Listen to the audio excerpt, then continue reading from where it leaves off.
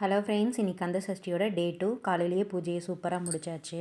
இன்றைக்கி விரதத்தோட 2வது நாள் அப்படிங்கிறதுனால நான் 2 விளக்கு ஏற்றிருக்கேன். காலையெல்லாம் வேலையும் முடிச்சாச்சு. சூப்பரான ஒரு ஹெல்த்தியான ரெசிபி தான் இன்றைக்கி பார்க்க போகிறோம். இது பார்த்திங்கன்னா 1/2 கிலோ அளவுக்கு கருப்பு உளுந்து எடுத்திருக்கேன். அதை நல்லா ஃப்ரை பண்ணிக்கிறேன். 1 கப் அளவுக்கு பச்சரிசி எடுத்திருக்கேன். அதையும் நல்லா ஃப்ரை பண்ணி எடுத்துக்கலாம்.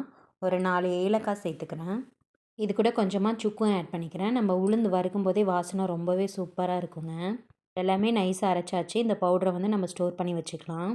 கை வலி, கால் வலி, இந்த பேக் பெயின் அதிகமாக இருக்கிறவங்க கண்டிப்பாக அந்த கருப்பு உளுந்து கஞ்சி எடுத்துக்கலாம். உடம்புக்கு ரொம்பவே நல்லது. ப்ரெக்னென்சி டைமில் வரக்கூடிய பேக் பெயினையும் இது கொஞ்சம் கண்ட்ரோல் பண்ணும்.